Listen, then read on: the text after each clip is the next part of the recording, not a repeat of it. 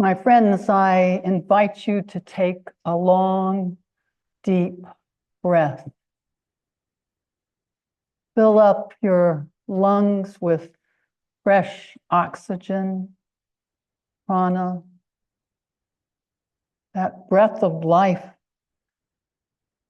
the energy that fills us up. Sometimes we remember that song, Unitarian Universalist song, the meditation on breathing. As we breathe in peace. As we breathe out love. We breathe in the peace that inhabits our bodies, that fills us up. We breathe out love, that energizes us for our work out in the world. It is our connection, this breath, to all life, the breath of life.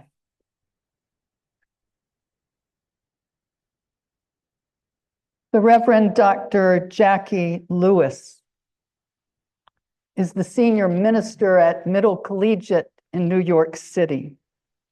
She's well known in Unitarian Universalist circles. She speaks to ministers groups all the time, trainings, and we come to her place sometimes. And she gave me permission to use this segment from her newsletter. So I want to share that with you because I think it speaks to these times we're in. I remember like yesterday, that February day in their apartment when her labor started. Gabby is strong, a dancer and an athlete. But those labor pangs kicked her butt. Joel rubbed her. She squeezed his hand and did all the breathing work.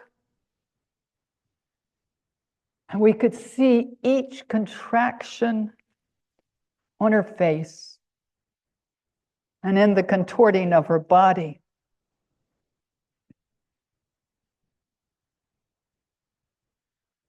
Our body politics is in labor, family. The contractions, the reduction of human rights, the impingement of justice, the squeezing of dignity, the weight pressing down on the most vulnerable parts of the body. That is our human family.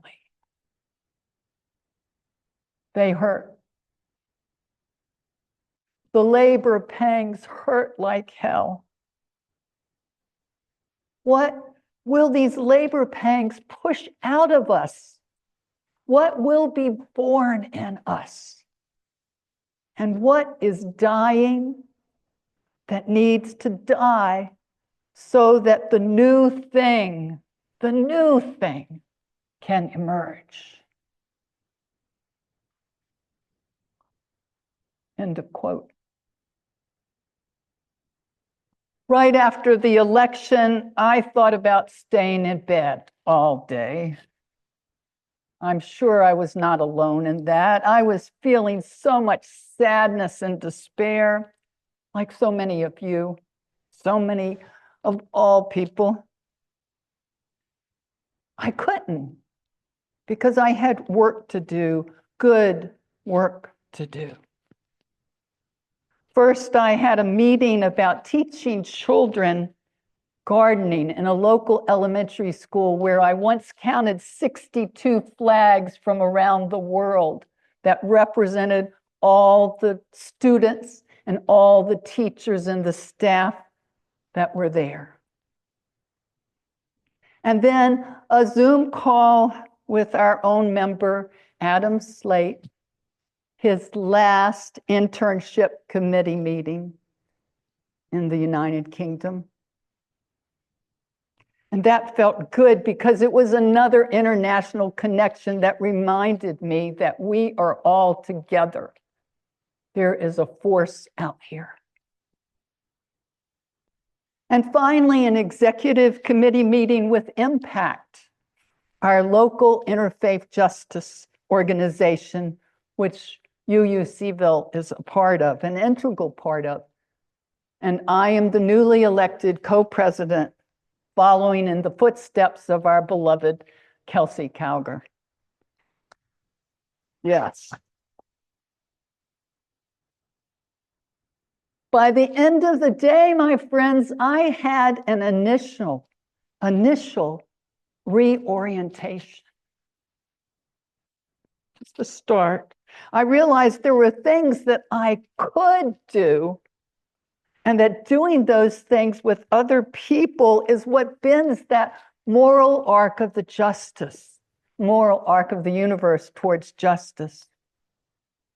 And that's part of my answer to Reverend Lewis's question.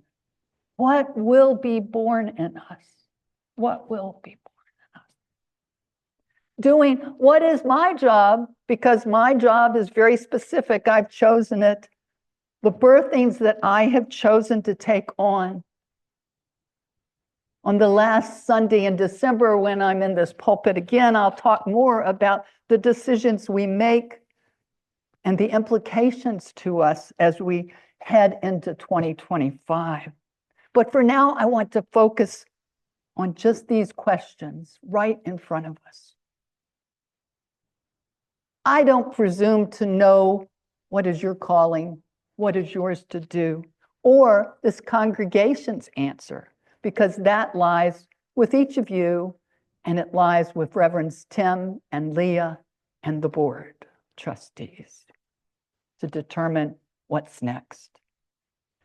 But I do know one thing, and that is that values and ethics and moral issues are front and center, and those are a concern for all of us in this faith tradition, and many, many, many others in congregations and organizations like Sin Vereras throughout our country, some that are throughout the world.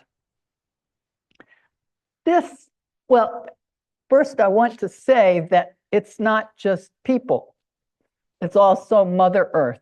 And we know that from our UU Ministry for the Earth right here. That things are going to come up, and it's going to impact all of us and our dear mother. But this is no time for the Queen's response. It's not my problem. This is not that time, if it ever was. I do believe with all my heart that we all live to answer the call of love and justice. With so much at stake, I heard that the other day on National Public Radio, I heard a segment about a new book. It's a nonfiction book called Colonization and the Wampanoag Story. It's written by Aquinnah Wampanoag tribal member Linda Combs.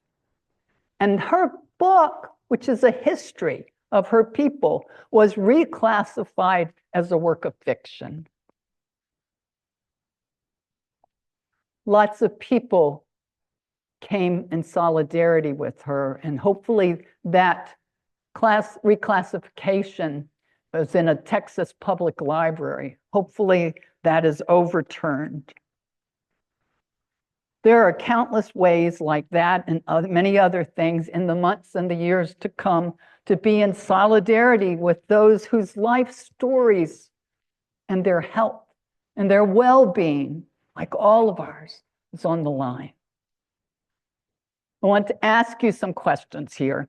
How many of us know or have family or friends that are LGBTQI, or we ourselves are? Lots of hands if you look around.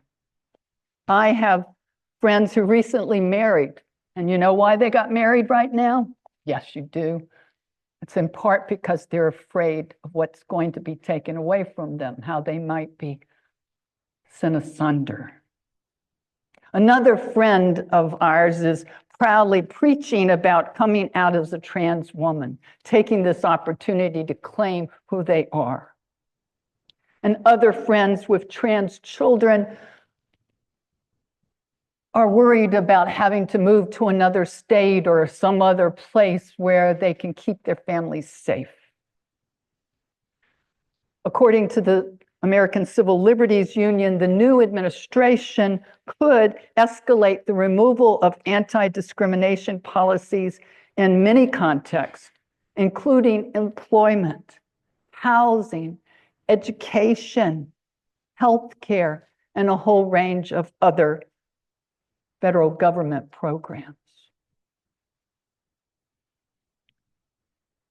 And another thing, we've seen this before, haven't we? The erosion of civil rights, human rights, safeguards designed to protect and promote justice and equity for people of color.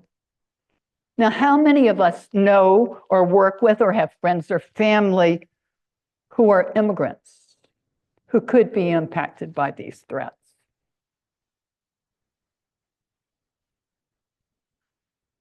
The Fourth Amendment prohibits unreasonable searches and seizures, including arrest and detentions without individualized suspicion. And the Fifth and the 14th Amendments guarantee the equal protection of the laws, including freedom from racial discrimination by law enforcement. There is no exception for immigration enforcement. But that's a very real threat.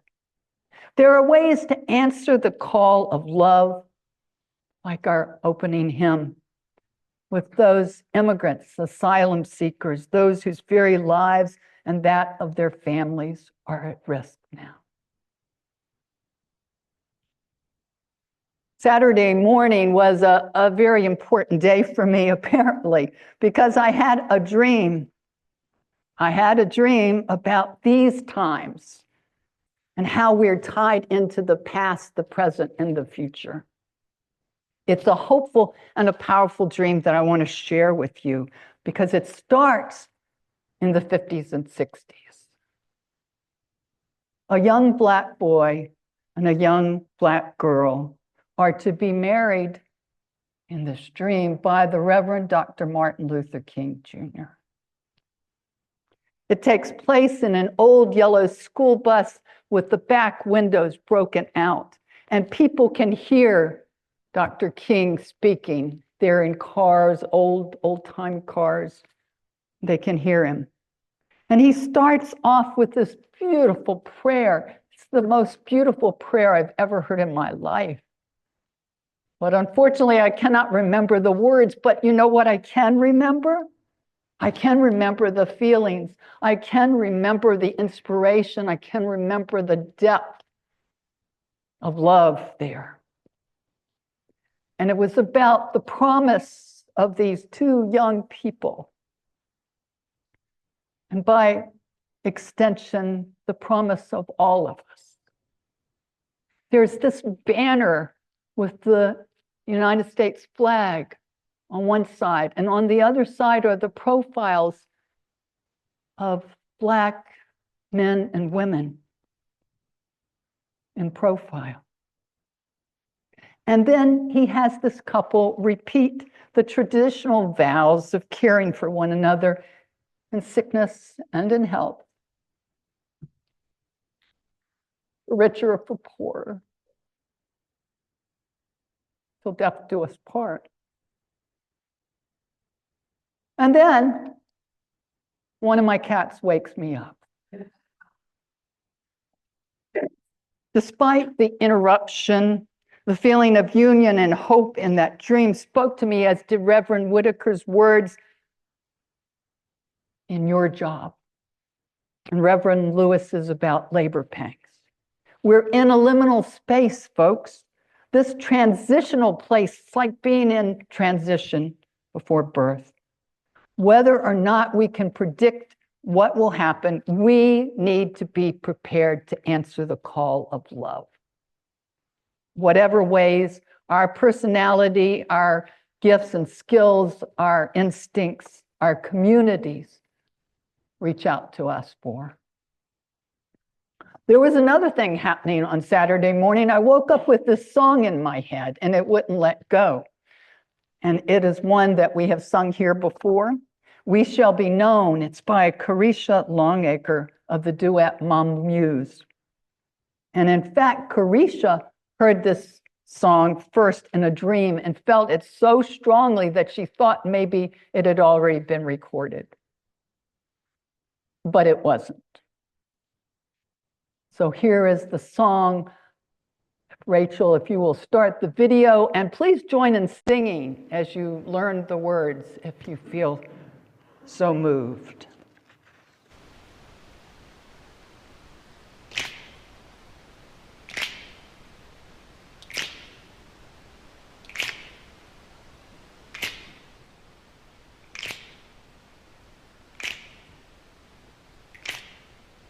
We shall be known by the company we keep, by the ones who circle round to tend these fires.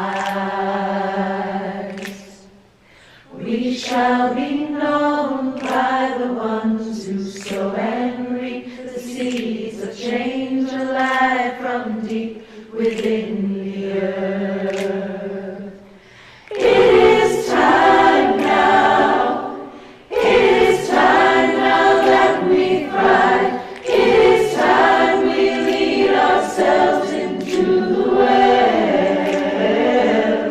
It is time now, and what a time to be alive in this great turning. We shall learn to lead in love. In this great turning, we shall learn to lead in love. We shall be known by the company we keep, by the ones who circle round to tend these fires. We shall be known by the ones who sow and reap the seeds of change alive from deep within the earth. It is time now. It is time now that we thrive. It is time we lead ourselves into the well. It is time now, and what a time to be alive in this great turning. We shall learn to lead in love. In this great turning, we shall learn to lead in love. In this great turning, we shall learn to lead in love. In this great turning, we shall learn to lead in love.